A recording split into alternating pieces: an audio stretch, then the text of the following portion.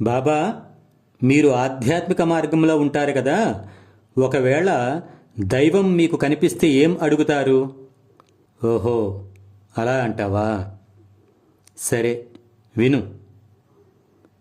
అయ్యా, నీ దరికి చేరే దారేది? నీదే కదా ఈ తనువు, నీవే కదా అణువణువు. నాదేముందయ్యా ఇక్కడ? నా శ్వాసను నీకు నీరాజనం చేయనా? నా స్వరమును నీకు అభిషేకం చేయనా? ఈ తనువును నీకు నైవేద్యం చేయనా? నా నిత్య కర్మలే నీకు పరిచర్యలు కాదంటావా? నా మేధస్సులో ఉన్న అక్షరాలు నీకు అక్షంతలు కాదంటావా? మంచి మంచి పదాలను అల్లి నీకు పూలమాలలు చేయనా? నీ కరుణను కొనియాడుతూ చేసే కరతాళ ధ్వనులను మేళతాళాలు చేసుకోవయ్యా. ఇక్కడ ఉన్నవన్నీ నావే అని బ్రతికేట్లు చేస్తావు. ఎందుకయ్యా ఈ ఆట అంటే అదే నాకు వినోదం అంటావు. మా జీవితాలు నీకు వినోదమా? కాదు కాదు. పాపం, మాకేదో ఇవ్వాలని నీ తాపత్రయం.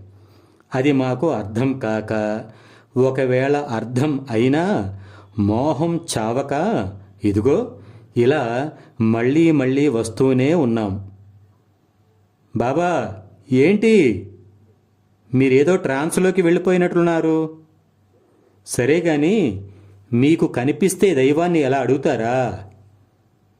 దైవం కనపడేది కాదు నాన్న, కనుగొనబడేది. మరి ఇంతవరకు మీరెవరితో మాట్లాడినట్లు బాబా? నాతో నేనే. ఎందుకని? ఎందుకంటే నాలో నేనే కాబట్టి. అర్థం కాలేదు బాబా. దైవంతో మాట్లాడాలి అంటే ఆ దైవాన్ని చూడాలి. అలా కంటితో చూడడం జరిగితే అది కూడా ఏదో ఒక నాటికి నశించేదే అని నా భావన. మరి దైవాన్ని మాంసపు నేత్రాలతో దర్శించ సాధ్యం కాదు నాన్న. లో నేత్రం యాక్టివేట్ కావాలి. అందుకు ఏం చేయాలి బాబా?